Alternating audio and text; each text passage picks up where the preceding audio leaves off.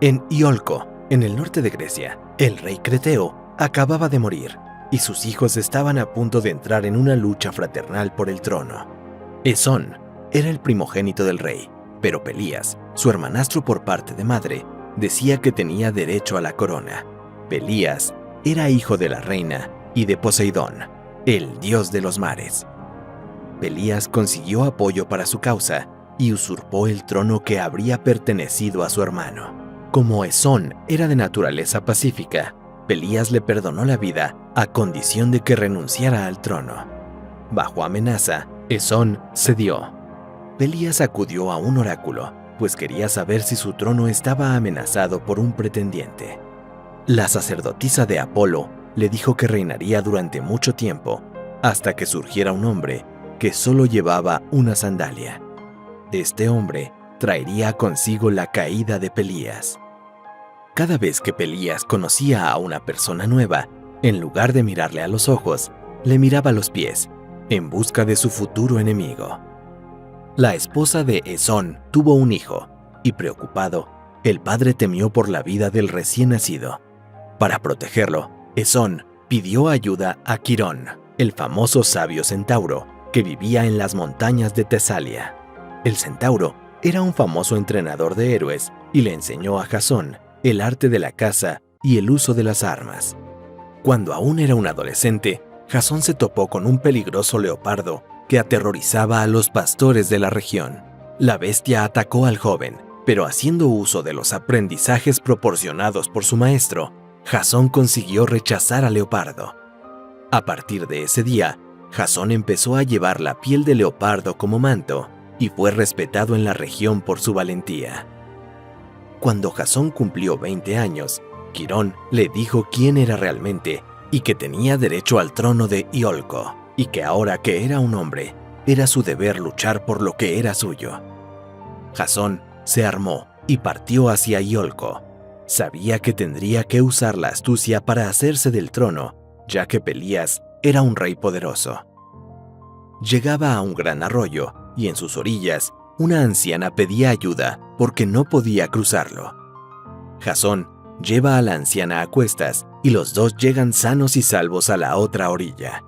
Pero al salir del agua, Jasón se da cuenta de que una de sus sandalias había sido arrastrada por la corriente. Fue entonces cuando Jasón se dio cuenta de que la anciana se había transformado en una hermosa mujer. Era la diosa Hera, esposa de Zeus, que se había disfrazado de anciana para poner a prueba la bondad de los hombres. Dijo que gracias a la amabilidad de Jasón, podía contar con su bendición en su aventura. Jasón llegó a Iolcos, y la noticia de la llegada de un forastero que solo llevaba una sandalia no tardaría en llegar a oídos del rey. El joven héroe fue llevado ante el rey, que trató de disimular el miedo que le subió por la espalda al ver al guerrero descalzo. Jasón dijo que estaba allí para recuperar el trono que le correspondía por derecho, pero que no buscaba venganza y que, por tanto, su tío podía quedarse con todas las riquezas que había acumulado siempre y cuando le devolviera la corona y el cetro real. El astuto rey respondió que estaba dispuesto a aceptar sus exigencias y evitar así un baño de sangre, siempre que el valiente muchacho viajara a la Colóquida y tomara el vellocino de oro. Entonces sabría que el reino estaría en manos de un rey valiente, bendecido por los dioses.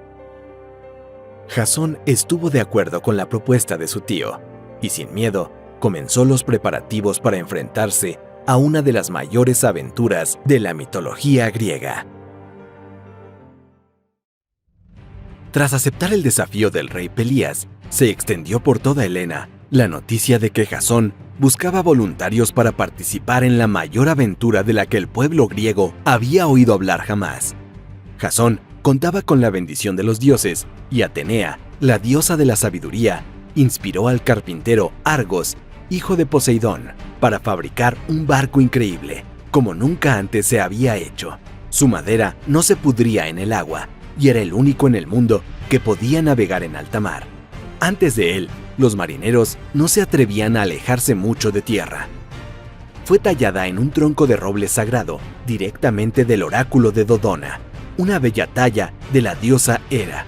Este bello ornamento se colocaba en la proa del barco, pero además de los efectos protectores que tal símbolo aportaba a la nave, a través de esta obra, la diosa Hera podía comunicarse directamente con la tripulación.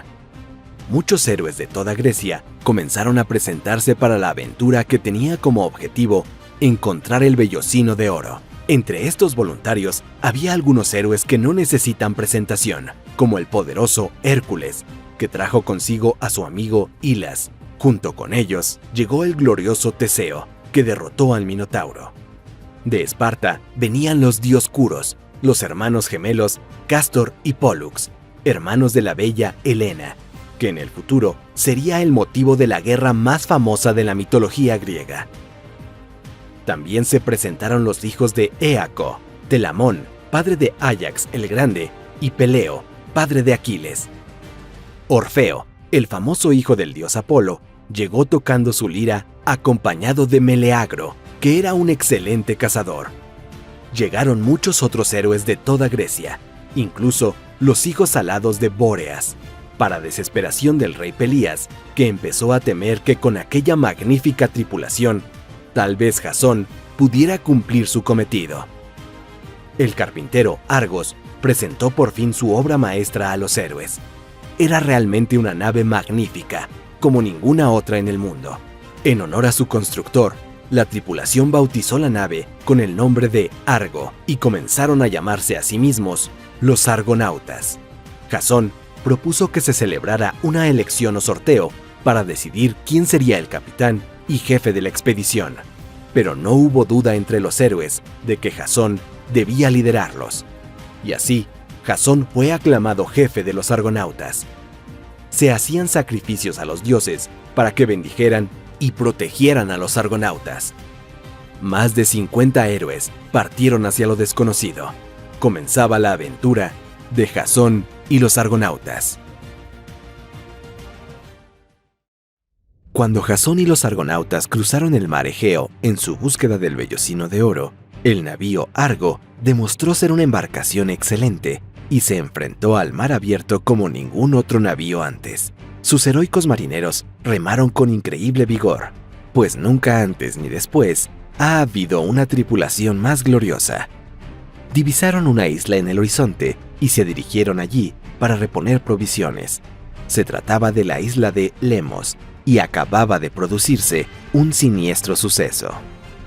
Las mujeres de esa isla sufrieron durante décadas los abusos de sus maridos y vivieron una vida miserable bajo sus órdenes. Pero comenzó una gran rebelión cuando los hombres de la isla trajeron nuevas esposas de Tracia y humillaron aún más a las mujeres que vivían allí. Atacaron a todos los hombres que vivían en Lemos. Muchos murieron y otros huyeron de la isla para salvar sus vidas. La isla de Lemos ya solo está gobernada por mujeres y está prohibida la presencia de hombres.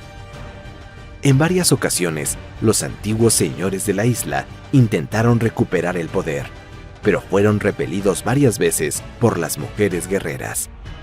Cuando los argonautas desembarcaron en Lemos, fueron recibidos por un ejército de mujeres guerreras que apuntaban sus flechas de forma amenazadora. Los héroes tenían intenciones pacíficas e intentaron no parecer amenazadores.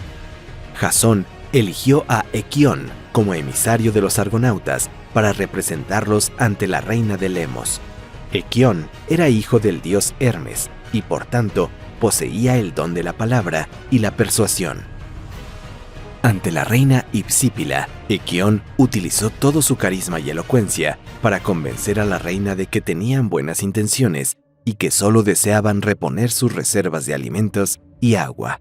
Tras conocer a hombres de tanto valor, las mujeres de la isla decidieron que no podían seguir viviendo como lo hacían, porque cada ataque que sufrían de los invasores, más débiles se volvían, y sin hombres que hicieran el trabajo pesado, el desarrollo de la isla se vería limitado.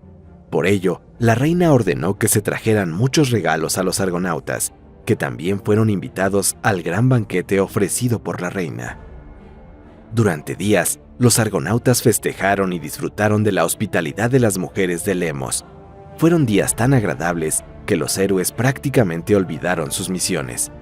Fue entonces cuando Hércules, que se había quedado en la nave esperando a sus compañeros, entró, haciendo uso de su poderosa voz, y reprendió a los héroes por haber olvidado su deber. En esa isla solo encontrarían una vida ignominiosa, y que muchos de ellos tenían esposas en casa que esperaban ansiosamente su regreso.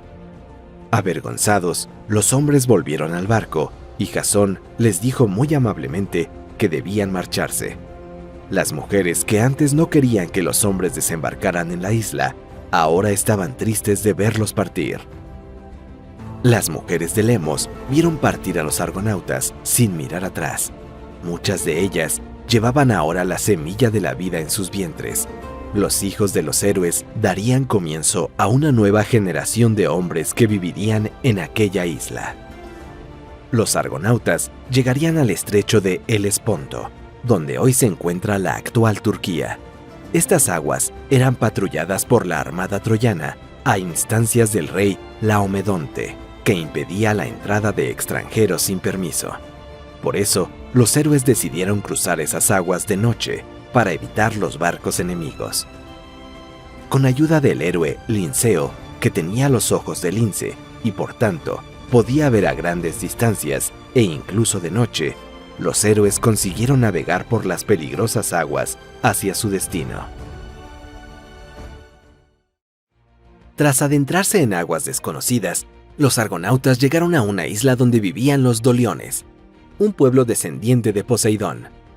Allí fueron muy bien recibidos por Cícico, rey de los Doliones, que ya había sido advertido por un oráculo para que diera la bienvenida a los visitantes que se acercaban. Por casualidad, el rey celebraba ese día su boda y los argonautas fueron invitados a los festejos. Fue un agradable día de gran alegría. Al día siguiente, el rey llevó a los argonautas a una colina y les mostró su reino.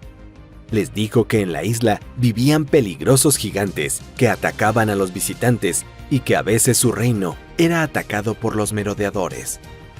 Desde lo alto de la montaña, los argonautas pudieron ver la nave Argo amarrada en la playa, donde Hércules permanecía al mando de la nave. Fue entonces cuando de entre los árboles surgieron los terroríficos gigantes de 6 brazos de los que había hablado el rey. Empezaron a lanzar grandes rocas contra Argo, intentando destruirlo aprovechando la ausencia de los héroes. Pero no contaban con que Hércules, haciendo uso de su fantástico arco, defendería heroicamente la nave con sus perfectos disparos. Un gigante tras otro fue abatido por las flechas del hijo de Zeus. Hércules no desperdició ninguna flecha y masacró a todos los gigantes, por lo que el nombre del gran héroe comenzó a extenderse por tierras lejanas. En agradecimiento por ayudar a liberar a su isla de aquellos monstruos, el rey Cícico hizo muchos regalos a los argonautas. Jasón y su tripulación partieron dejando atrás una nación amiga. Pero esa misma noche, los argonautas fueron azotados por una terrible tormenta, que hizo que se perdieran en la oscuridad. Pero entre los relámpagos lograron ver la silueta de una isla en el horizonte. Los héroes consiguieron asegurar su barco en una cala y por seguridad desembarcaron. Se protegieron de la tormenta adentrándose en los bosques cercanos a la playa. Mientras caminaban por el bosque, los argonautas fueron emboscados por unos asaltantes que les atacaron en la oscuridad. Los argonautas se defendieron con eficacia, ya que la mayoría de ellos eran luchadores muy experimentados, por lo que empezaron a masacrar a sus enemigos. Pero cuando Jasón hundió su espada en el vientre de un enemigo, reconoció que en realidad era el rey Escita, que dirigía a sus hombres pensando que luchaba contra invasores fargos. Los argonautas habían matado a sus nuevos amigos por error. Cuando la reina recién casada se enteró, corrió hacia su marido, pero su espíritu ya se había ido al Hades. La reina desesperada se arrojó sobre el cuerpo del rey y después de sentir una tristeza tan profunda, tuvo una enfermedad repentina y acompañó a su marido al mundo de los muertos.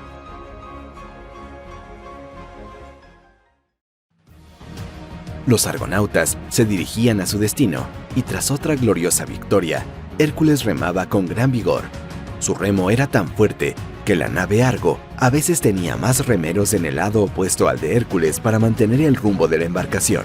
Junto al héroe remaba Hilas, un joven escudero de Hércules al que trataba como si fuera su hijo. Después de ser utilizado con tanto vigor, el remo de Hércules no resistió y se rompió de tal forma que no pudo ser reparado. Así que los argonautas se dirigieron a la isla de Misia para hacer talar un árbol con el que fabricar un nuevo remo para el héroe. Hércules e Hilas se adentraron en el bosque.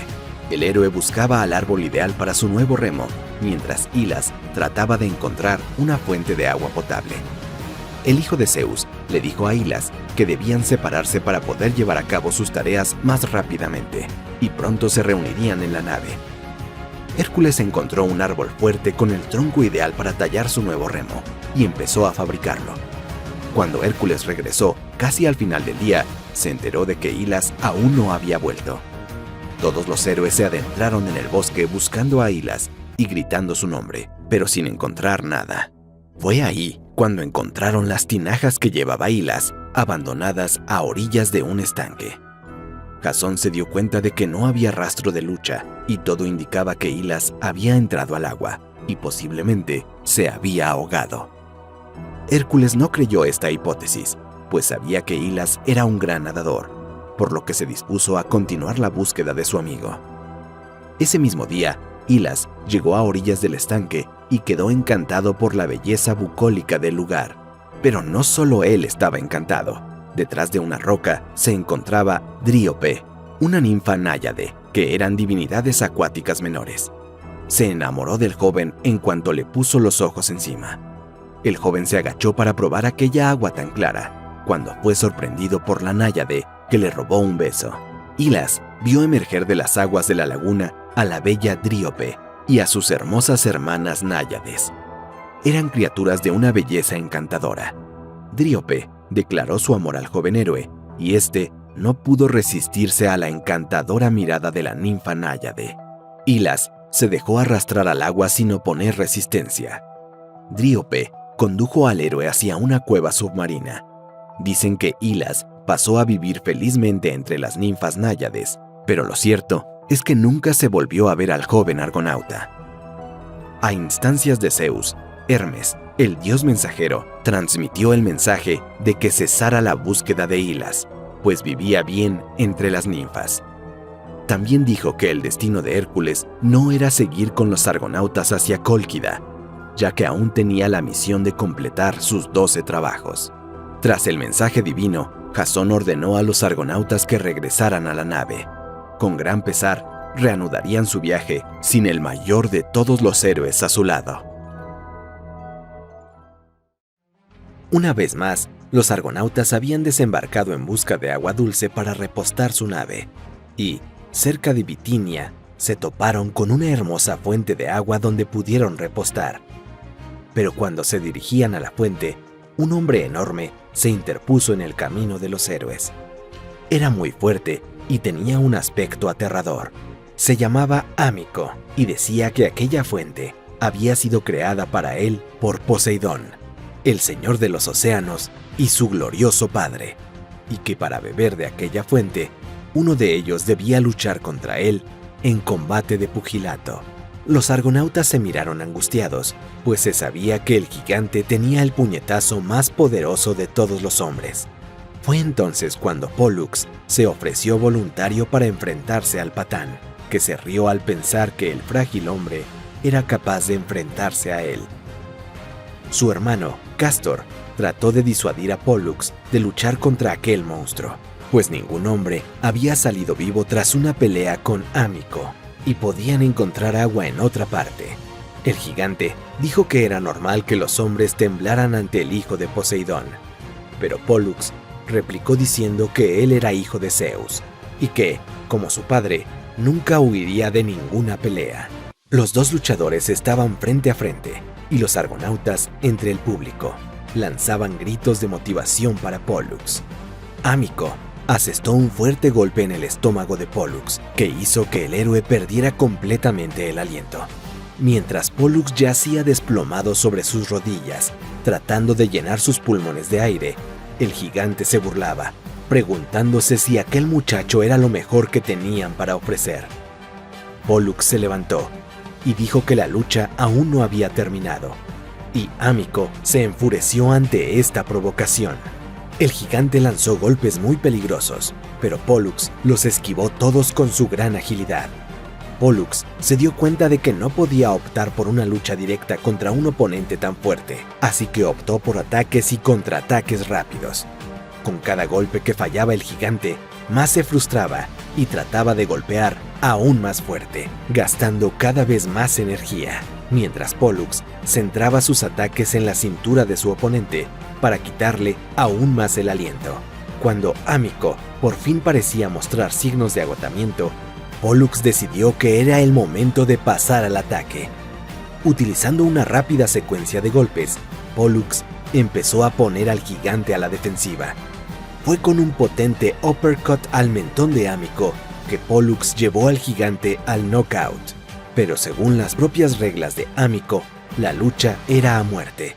Pero el gigante suplicó por su vida.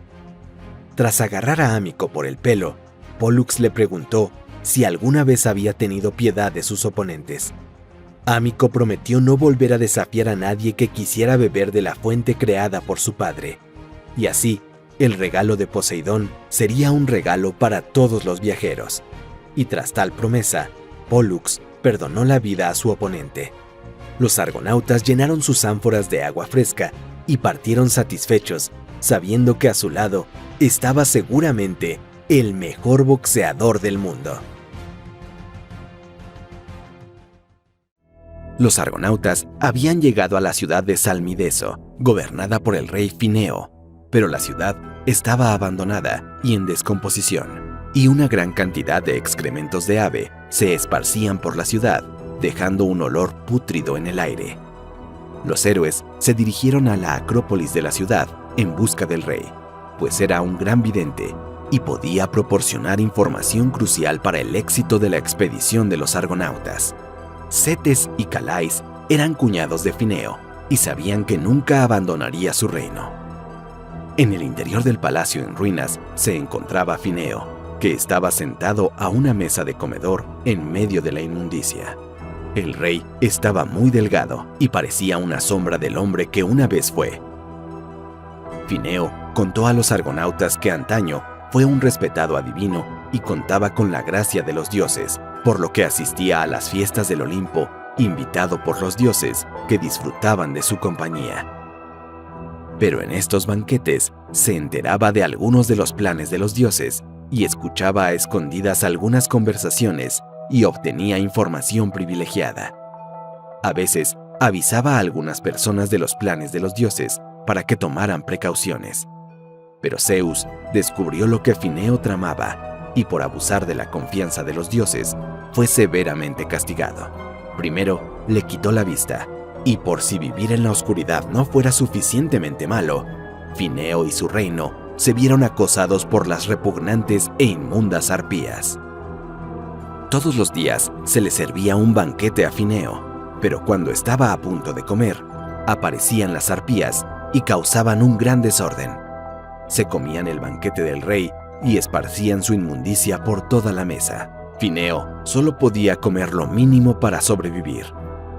Fineo prometió a los argonautas que, si le ayudaban a deshacerse de las arpías, el rey les resolvería un secreto fundamental para el éxito de la misión. Los argonautas aceptaron y se escondieron a la espera de que surgieran las arpías. Cuando llegó la fiesta de Fineo, también aparecieron las arpías, pero los argonautas las combatieron de inmediato. Una de las arpías fue capturada por los héroes, pero las otras dos intentaron escapar. Pero los hermanos alados, Cetes y Calais, volaron tras las criaturas que torturaban al marido de su hermana. Los dos hermanos libraron una batalla aérea contra las arpías, pero al final, las tres arpías fueron sometidas y serían ejecutadas de no ser por la intervención divina de la diosa Iris, la mensajera de los dioses, que era hermana de las arpías y no permitiría que las ejecutaran. las arpías se marcharon con la promesa de no volver jamás a molestar al pobre Fineo. Como gesto de gratitud, Fineo reveló a los argonautas un peligro que tendrían que superar si realmente querían cumplir con su misión. Tendrían que superar las rocas Symplegades. Los peñascos de Symplegades eran dos grandes paredes de roca que formaban un pasadizo pequeño y estrecho, pero su mayor riesgo era que el pasadizo se cerraba cuando percibía que había algún ser vivo entre sus paredes. Siguiendo las instrucciones de Fineo, Jasón soltó una paloma para que cruzara las Symplegades. El pájaro logró escapar de ser aplastado y cruzó el pasadizo justo antes de que las paredes se cerraran. Cuando las paredes empezaron a abrirse, los argonautas aceleraron su nave a toda velocidad hacia el pasadizo. Poco después de volver a su posición original, las paredes empezaron a cerrarse de nuevo. La nave Argo logró cruzar los acantilados en el último momento para alivio de sus ilustres marineros. Jasón y los argonautas se acercan a su objetivo, pero sabían que aún les esperaban varios desafíos. El barco de los argonautas había pasado la peligrosa roca de Symplegades cuando los hombres vieron a unos náufragos que hacían señas pidiendo ayuda. Había 4 jóvenes que tenían rasgos muy parecidos a los griegos, pero no se sabía si alguna expedición griega había partido hacia aquellas tierras antes que los argonautas. Una vez a bordo, los náufragos fueron interrogados por Jasón. Dijeron que habían zarpado de la Cólquida, el destino de los argonautas. Se presentaron como los hijos de Frixo, el joven príncipe griego que había llegado a la Cólquida montado en el carnero dorado. Eran nietos del rey Cólquida, ya que Frixo se había casado con la hija del rey. Pero decían que su abuelo era un tirano y despreciaba a sus nietos por tener sangre extranjera. Esto explicaba el parecido de los jóvenes con los griegos. Jasón explicó su misión a los príncipes náufragos y estos dijeron que podrían ayudarle, siempre y cuando los argonautas los llevaran de vuelta a Grecia con ellos.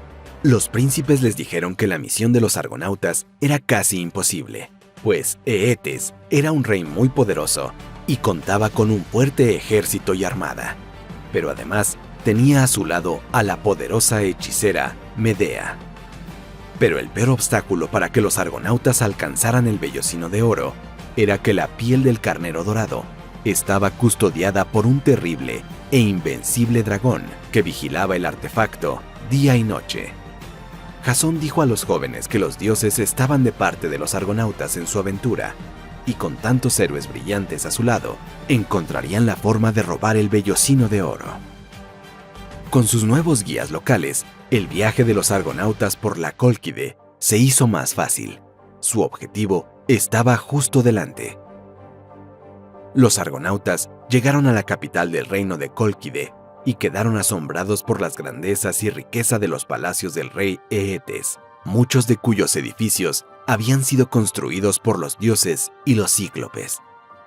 Los nietos del rey llevaron a Jasón y a algunos argonautas a la sala del trono de su abuelo y presentaron a los héroes como sus salvadores, que los habían salvado de una muerte segura en el mar. El rey siempre desconfiaba mucho de los extranjeros, y en este caso no era diferente. Rápidamente preguntó qué querían los visitantes después de todo. Jasón no ocultó sus intenciones y dijo que estaba allí para llevarse el vellocino de oro. Pero ellos no eran ladrones y por eso estaban dispuestos a pagar el precio, ayudando al rey en lo que necesitara. El rey dijo que solo había un favor que podían hacerle, que tendría un coste similar al valor del vellocino de oro, pero tal tarea le costaría sin duda la vida. Debía realizar en solitario la siembra de Ares, un peligroso ritual en honor del dios de la guerra. Jasón dijo que no había viajado desde tan lejos para retirarse en el último momento, y por tanto, aceptó la tarea impuesta por el rey. En ese momento, entró en la sala del trono la poderosa hechicera Medea. Era una figura imponente que despertaba fascinación. Pero lo que ella no sabía era que estaba en el punto de mira del dios Eros, que a petición de la diosa Hera estaba allí para ayudar a los héroes. Tras ser alcanzado por la flecha de Eros, Medea se enamoró perdidamente de Jasón. Jasón se dispuso a cumplir su cometido, ignorando la pasión que desbordaba el corazón de Medea, y este amor sería indispensable para el éxito de su misión.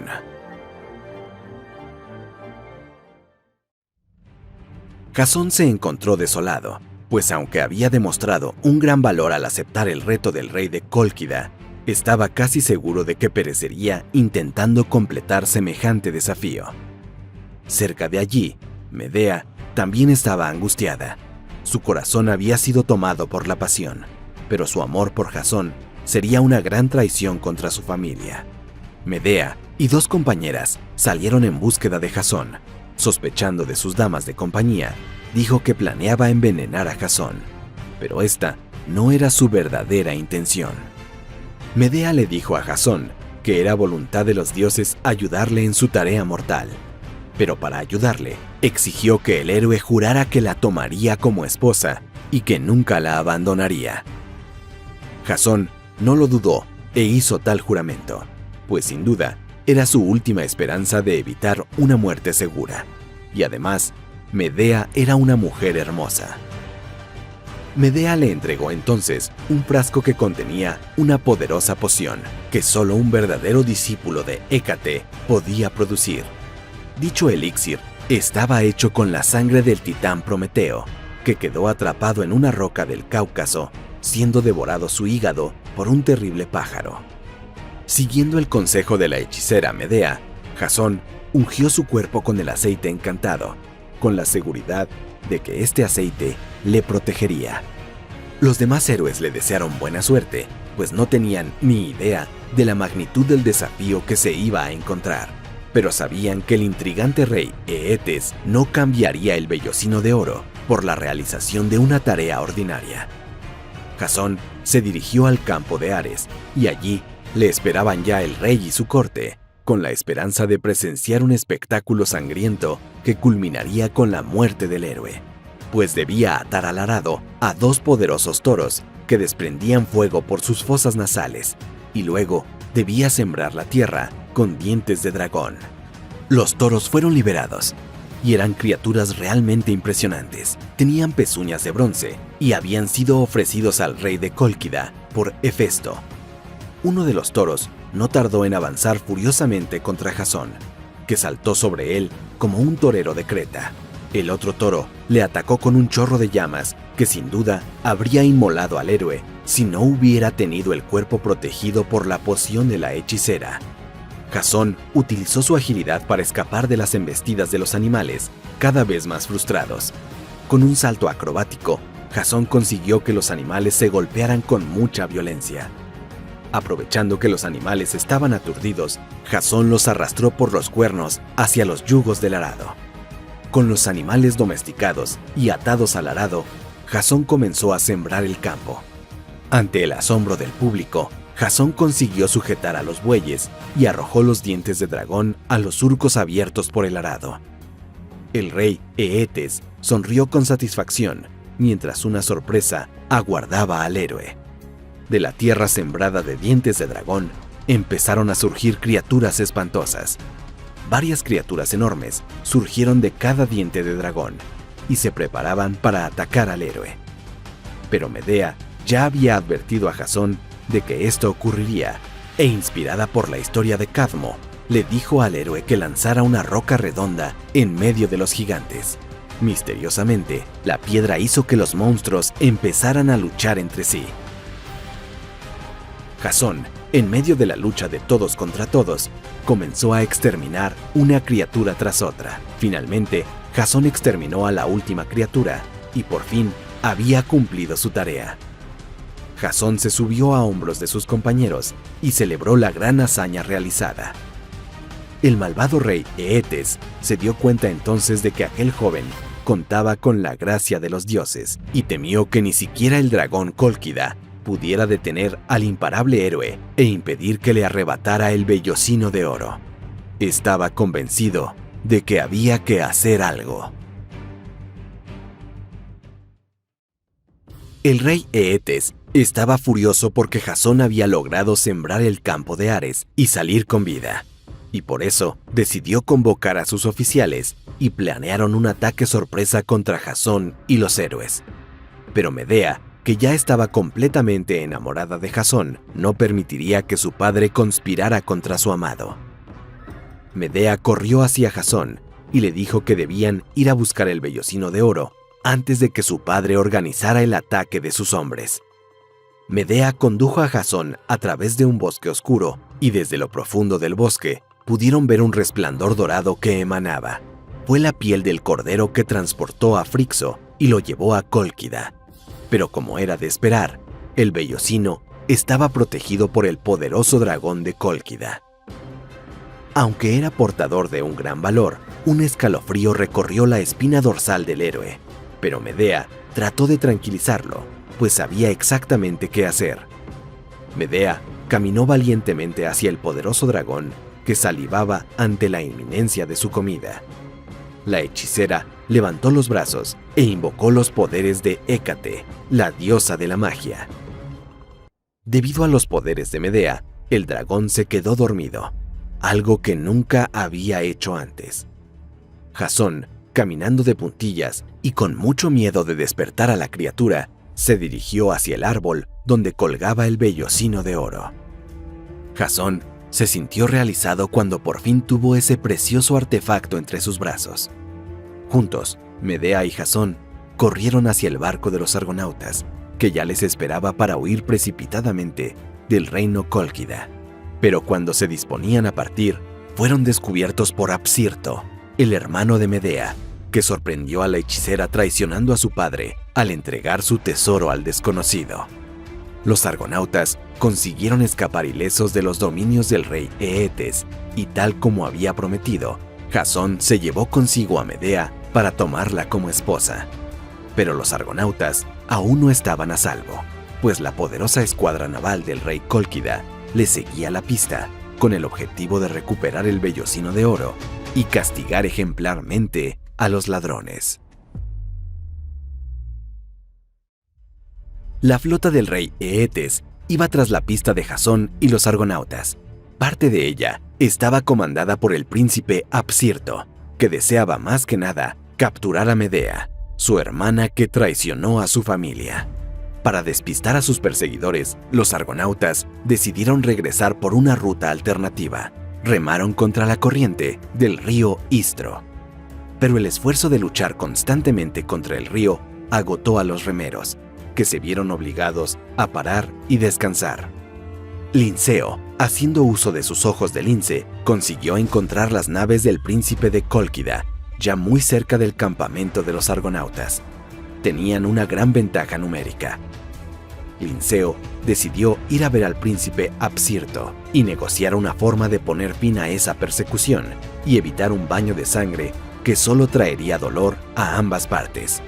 El príncipe dijo que no le importaba el vellocino de oro y que los argonautas podían quedárselo, siempre y cuando le entregaran a Medea, la traidora.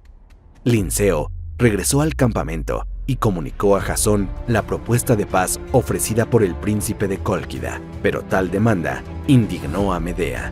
Medea acusó a Jasón de la promesa que le hizo, cuando le prometió el vellocino de oro, de que se la llevaría con él a Grecia y nunca la abandonaría, convirtiéndola en su esposa. Jasón se encontraba en una situación difícil. Si no rompía su promesa, todos los hombres a su cargo podrían morir. Apsirto recibió el mensaje de que los argonautas habían aceptado el acuerdo propuesto y que Medea sería entregada al príncipe en el templo de la diosa Artemisa.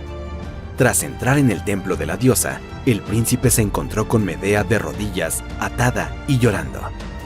Apsirto dijo que su deseo era matarla ahora mismo, pero que la arrastraría de vuelta a Cólquida y la desangraría como un cerdo a los ojos de todos. Y entonces el pueblo sabría lo que les ocurriría a los traidores. Fue entonces cuando el pecho del príncipe fue atravesado por la espada de Jasón, quien lo apuñaló por la espalda. Los guardias del príncipe huyeron a su campamento porque temían por sus vidas. Apsirto cayó muerto a los pies de la estatua de la diosa Artemisa, que se sintió irrespetada porque su templo hubiera servido de espacio para la ejecución de un plan tan astuto. Medea pidió a los argonautas que llevaran el cuerpo de su hermano, ya que aún podría ser útil pronto. Los argonautas remaron de nuevo río arriba, pero ahora era la flota del rey Eetes la que los perseguía. Las embarcaciones de Cólquido eran más propicias para la navegación fluvial, por lo que los argonautas no tardarían en ser alcanzados. El rey Eetes gritó desde la proa del barco que el castigo de Medea sería terrible por participar en la emboscada que acabó con la vida del príncipe, y que en cuanto recuperara el cuerpo de su amado hijo, se vengaría. Fue entonces cuando Medea replicó diciendo que si lo que quería era el cuerpo del príncipe, ella se lo daría. Así que arrojó la cabeza de su hermanastro al agua. Los argonautas quedaron horrorizados ante aquella grotesca escena, mientras Medea arrojaba a las aguas las partes del cuerpo de su hermanastro. Pero gracias a esta horrible distracción, las naves del rey Cólquida cesaron su persecución para recoger los restos del príncipe. El rey lloró al ver a su amado hijo hecho pedazos. Devastado, regresaría a casa con parte de su flota, pero encomendaría al resto que siguiera dando caza a los argonautas. Tras el incidente, los argonautas empezaron a sentir miedo y desconfianza hacia Medea, porque no tenían ni idea de lo que la hechicera era capaz de hacer para conseguir sus objetivos. Pero lo cierto es que si no hubiera sido por el acto demencial de Medea de arrojar las partes de su hermano a las aguas, todos los argonautas habrían corrido una suerte terrible. Tras escapar de los hombres de Cólquida, los argonautas se detuvieron para descansar del gran esfuerzo de luchar contra la corriente del río Istro, pero no sabían que estaban siendo vigilados por un nuevo enemigo. Del bosque surgieron los cinocéfalos, que eran hombres con cabeza de perro. Estos seres híbridos atacaron a los argonautas como bestias feroces, pero los intrépidos héroes griegos, tras el susto inicial, lucharon contra los cinéfalos, enfrentándose a ellos con gran valor. Los hombres perro fueron derrotados, pero los argonautas temían qué otros tipos de bestias podrían encontrar en esta tierra desconocida. Los argonautas argumentaron que no podían seguir río arriba eternamente, pero también sabían que no podían regresar, ya que los hombres del rey Eetes les estaban esperando con toda seguridad para tenderles una emboscada. Linceo salió una vez más a explorar, y con sus magníficos ojos de lince pudo ver que al final del horizonte se divisaba el río que bajaba hacia el mar. Los argonautas empezaron a talar árboles porque aprovecharían sus troncos para llevar a cabo un audaz plan. Los argonautas sacaron del agua la nave Argo y durante mucho tiempo lo empujaron por tierra firme con el objetivo de llegar al otro río. El esfuerzo era enorme y muchos argonautas pensaron incluso en desistir y continuar a pie. Gracias al liderazgo de Jasón, que no dejó que sus hombres se desanimaran, y el gran esfuerzo realizado por los argonautas, llegaron al río que los llevaría directamente al mar Mediterráneo. La nave Argo regresaba por fin a los dominios de Poseidón, y los argonautas lo celebraban, ya que por fin podrían volver a Grecia. Pero la excitación de los argonautas se disiparía cuando una peligrosa tormenta azotó su nave. Zeus descargó sus truenos en clara señal de que los dioses parecían no estar satisfechos. Uno de esos rayos derribó el mástil principal del barco de los argonautas. Los hombres empezaron a culpar a Medea por haber enfurecido a los dioses, asesinando tan vilmente a su hermanastro en una emboscada en el templo de Artemisa, y luego vilipendiando su cuerpo. Jasón defendió a Medea, diciendo que, aunque reprobable, si Medea no hubiera hecho lo que hizo, todos los argonautas estarían muertos en ese momento. Fue cuando la imagen de la diosa Hera, que estaba tallada en el barco, se manifestó diciendo que efectivamente los dioses estaban descontentos con los argonautas y que Jasón y Medea debían purificarse por sus crímenes.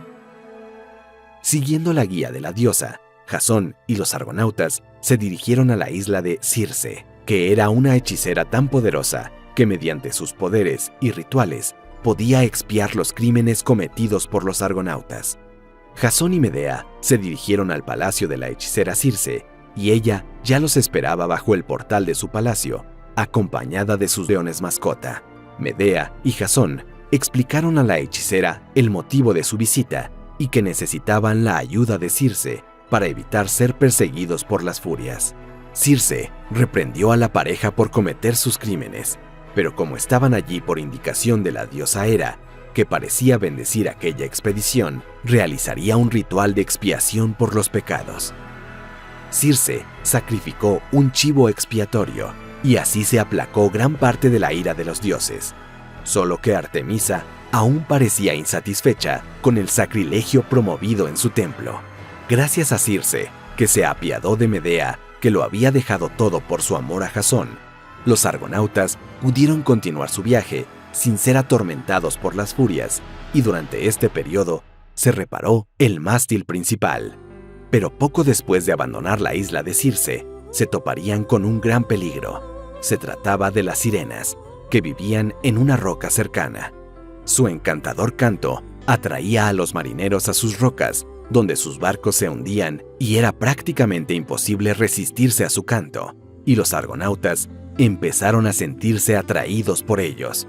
Uno de los argonautas, llamado Bules, quedó inmediatamente hechizado por las sirenas y se lanzó a las aguas para llegar a la isla de las criaturas.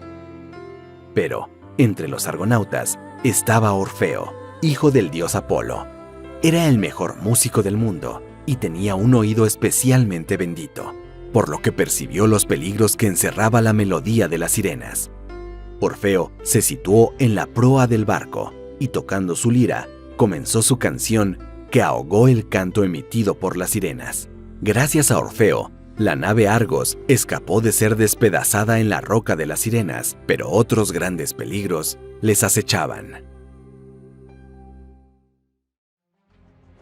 Tras escapar de las terribles sirenas, los argonautas llegaron a la tierra de los feacios, donde el rey Alcínoo celebraba el matrimonio de Medea y Jasón. Así que cualquiera que intentara secuestrar a Medea, a instancias de su padre, estaría cometiendo un crimen, ya que ahora era la esposa legítima de Jasón. Ahora que ya no les perseguían, los argonautas podían por fin volver a casa. Pero Zeus y Artemisa seguían descontentos con los héroes y no les permitirían regresar tan fácilmente. Durante días, los argonautas desafiaron tormentas impulsadas por Zeus, y esos terribles vientos los llevaron hasta la costa de Libia. Las fuertes olas y los vientos hicieron encallar a Argos, y cuando el mar se calmó, el barco estaba fuera del agua, encallado en la arena. Los héroes se dieron cuenta de que los dioses no parecían permitirles volver al mar en ese momento, y siguieron la guía de las deidades que estaban a su favor. Cargaron el barco sobre sus hombros y partieron en búsqueda de un nuevo puerto para poder zarpar de vuelta a casa. Durante 12 días, los valientes héroes caminaron por el desierto, intercambiando papeles con Argos, que siempre los había llevado a cuestas, y ahora era llevado por ellos. Medea no tenía el mismo vigor que los héroes, por lo que tuvo que ser llevada a cuestas por Jasón, y estuvo a punto de perecer cruzando el desierto. El destino quiso que Jasón y los argonautas se encontraran con Tritón, deidad hijo de Poseidón y heredero del dios de los mares. El dios dijo que ayudaría a los héroes a volver al mar y les garantizaría una salida segura. Tras devolver el barco al agua, Tritón nadó frente a la nave soplando su concha, lo que calmó a los mares y los vientos, abriendo un camino favorable para que los héroes regresaran a casa. Pero los argonautas no encontrarían la paz en su camino, y al doblar la isla de Creta, fueron atacados por Talos, el gigante de bronce. La criatura lanzó enormes piedras en un intento de golpear al barco de los argonautas. El autómata fue fabricado por Hefesto, a petición de Zeus, para proteger la isla de Creta de los invasores. Las rocas lanzadas por el gigante cayeron cerca de la nave, pero los argonautas se encontraban en una situación desesperada. Solo tenían media ánfora de agua y podían morir de sed si no conseguían renovar sus reservas de agua.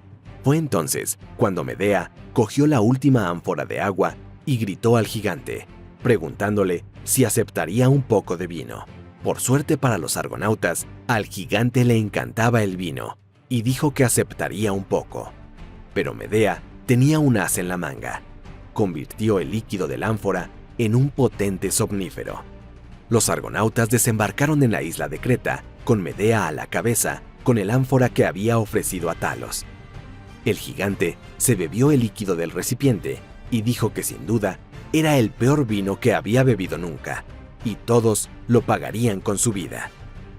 Los argonautas corrieron para salvar sus vidas, ya que la criatura estaba blindada con bronce fabricado por Hefesto. El gigante consiguió acorralar a algunos de los héroes y parecía que estaban condenados. Pero Talos se llevó la mano a la cabeza y parecía mareado. La poción mágica de Medea tardó un poco más de lo que imaginaba, pero al final surtió efecto y el gigante cayó al suelo. En su caída, aterrizó de tobillo sobre una piedra afilada, que perforó una gran vena del gigante y su icor empezó a fluir en grandes cantidades. Toda la sangre de Talos fluyó de esa herida. Sin la oposición del gigante Talos, los argonautas consiguieron repostar su nave para continuar su viaje, que parecía acercarse a su fin. Los argonautas estaban por fin a punto de regresar a casa, pero navegaron durante la noche en una oscuridad total que les hacía parecer que navegaban por las terribles aguas de los ríos del inframundo. En la oscuridad se encontraban completamente sin rumbo. Pero al oír las plegarias de Jasón, el dios Apolo lanzó una flecha brillante al cielo, y su resplandor reveló el camino que debían seguir los argonautas. Durante el sueño de Eufemo, considerado el más entero de los argonautas, fue visitado por la ninfa Libia, que le dijo que su destino no era ser llevada a Grecia, y que, por tanto, debía ser llevada de vuelta a los dominios de Poseidón, y allí crearía un reino para Eufemo. Eufemo le contó a Jasón su sueño, y le mostró una piedra que había traído consigo como recuerdo de la visita de los argonautas al norte de África. Jasón interpretó el sueño y le dijo a su amigo que arrojara la piedra al océano. Eufemo hizo lo que se le pedía y soltó la roca en el mar. Una isla surgió entre las olas en el lugar exacto donde se hundió la piedra. Era la isla Caliste, hoy conocida como Santorini. Allí reinarían Eufemo y sus descendientes durante mucho tiempo. En el puerto de Iolcos, el rey Pelías vio acercarse a la nave de los argonautas, tras realizar una tarea que todos creían imposible.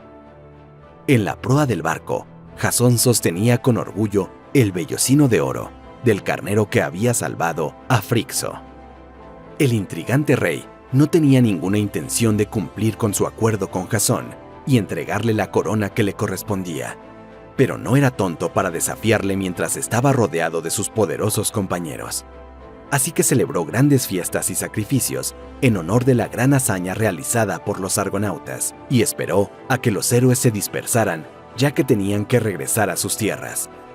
Cuando por fin Jasón se fue a exigir que se cumpliera su acuerdo, el rey Pelías se negó a haber hecho tal acuerdo, y sin la ayuda de sus amigos que ya se habían marchado, Jasón poco pudo hacer. Pero Medea no se resigna a tal situación y decide vengarse del rey por no cumplir la promesa que le hizo a su marido. Medea cogió una cabra vieja y se la mostró a las dos princesas hijas del rey y les dijo que el animal estaba al final de su vida, pero que ella era capaz de devolverle la juventud. La hechicera descuartizó el cordero y lo arrojó a un caldero en el que había una receta milagrosa. Medea hizo aparecer ante los ojos de las princesas una cabra joven y renovada, sin señal alguna de los achaques que antes poseía. La hechicera dijo entonces a las princesas que no sería estupendo que el rey Pelías rejuveneciera y se librara así de los problemas de salud que el rey arrastraba. Las hijas de Pelías se entusiasmaron con tal idea, ya que el rey padecía varias enfermedades crónicas. Medea, entonces, dijo en detalle lo que debían hacer. Mientras el rey Pelías dormía, sus hijas entraron en la habitación y lo descuartizaron.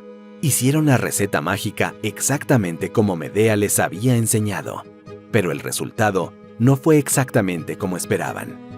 Las hijas del rey se angustiaron cuando se dieron cuenta de que habían sido engañadas por la terrible hechicera y habían asesinado a su propio padre. Acasto, hijo y heredero de Pelías, expulsó a Jasón y a su sombría esposa de su recién heredado reino. El héroe y su esposa se trasladarían a Corinto, donde tenían parientes, pero el final de la saga del líder de los argonautas sería tan trágico como el destino del rey Pelías.